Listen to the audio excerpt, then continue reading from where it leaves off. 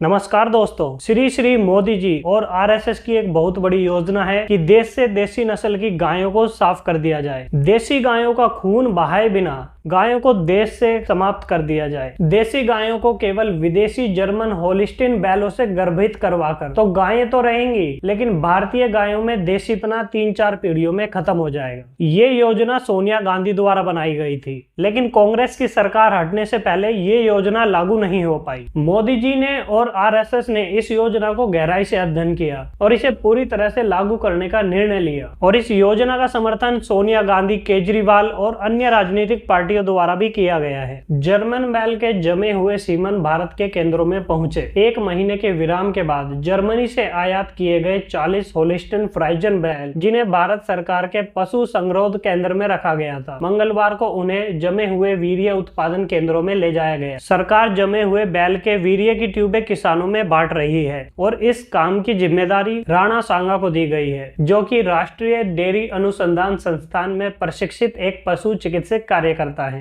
सरकार का कहना है ये उस योजना का हिस्सा है जिसके बाद भारत में दूध का उत्पादन बढ़ जाएगा। अब सरकार के इस कदम से दूध का तो उत्पादन बढ़ जाएगा, लेकिन दूध की क्वालिटी गिर जाएगी। तो मोदी जी ने भारत भर में मौजूद 98% से अधिक आरएसएस कार्यकर्ताओं की पूरी सहमति और समर्थन से राष्ट्रीय डेयरी विकास बोर्ड को आदेश दिया है कि भारतीय पशुपालकों को केवल जर्मन बैलों का सीमन ही प्रदान किया जाए। राष्ट्रीय विकास डेयरी बोर्ड को ये आदेश दिया गया है कि भारतीय नस्ल के बैलों का सीमन ना रखे, तो अगली पीढ़ी की सिर्फ 50% गायें ही देसी बचेंगी और दूसरी पीढ़ी में ये 25% तक आ जाएगा। तो आने वाले 20 वर्षों में भारत की गायों में देसीपना 10% से भी कम रह जाएगा, क्योंकि मोदी साहब ने देसी नस्ल की गायों के जेनेटिक कोड को बर्बाद कर दिया जर्मन सांडों से गर्भित करवाकर। भारत में लगभग 40 लाख आरएसएस के कार्यकर्ता हैं, जो लगभग 40,000 शाखाओं में संगठित हैं। जून 2014 में जब मोदी जी प्रधानमंत्री बने तो इस जर्मन बैल योजना पर 95% से अधिक शाखाओं में चर्चा हुई थी और लगभग 90% आरएसएस के कार्यकर्ताओं ने इस बैठक में भाग लिया था।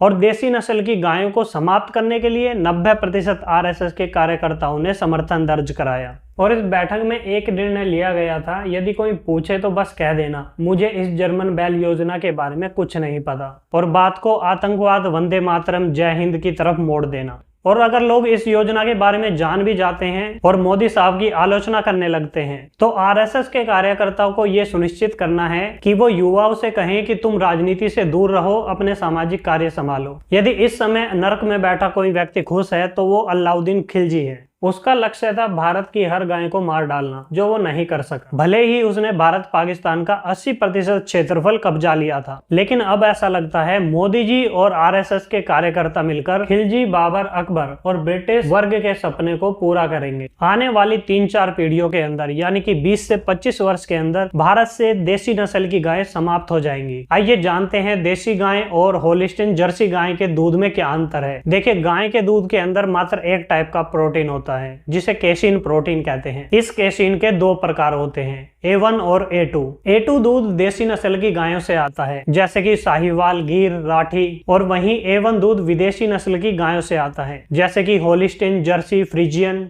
A1 दूध में मौजूद बीटा कैसोमार्फाइन नाम का तत्व पाचन को प्रभावित कर सकता है और कई शोध में इसे डायबिटीज, ऑटिज्म और हार्ट डिजीज से जोड़ते हैं। और वहीं A2 दूध पचने में आसान होता है, रोग प्रतिरोधक क्षमता को बढ़ावा देता है, बच्चों और बुजुर्गों के लिए फायदेमंद होता है, किसी भी एज का व्यक्ति पी सकता है, मानसिक विकास और दिल के लिए अच्छा होता है। A2 दूध यानी कि देसी नस्ल की गायों का दूध आयुर्वेद में सर्वश्रेष्ठ माना गया है। तो सरकार फार्मा कंपनियों के साथ मिलकर आपको बीमार करना चाहती है। आप बीमार रहेंगे तो ज्यादा दवाइयां बिकेंगी, ज्यादा दवाइयां बिकेंगी तो ज्यादा मुनाफा होगा और उस मुनाफे का कुछ हिस्सा सरकार को भी जाएगा। तो यहाँ पर सॉल्यूशन ये है कि गो नीति का प्रस्तावित कानून लागू करना चाहिए। और मैं ये चाहूंगा कि दूध के पैकेट पर लेबल होना चाहिए, ये गाय देसी गाय का दूध है या जर्सी गाय का दूध है या बकरी का है या सूअर का है, जिसका भी आपको पीना है पैकेट पे लिखा होना चाहिए। तो मैं गो रक्षकों से निवेदन करना चाहूंगा कि वे इन कानूनों को लागू करने के लिए काम करें, जैसे कि राइट टू रिकॉल, गो नीति और राष्ट्रीय हिंदू बोर्ड। आप चाहते हैं देसी नस्ल की गायों को बचाया जाए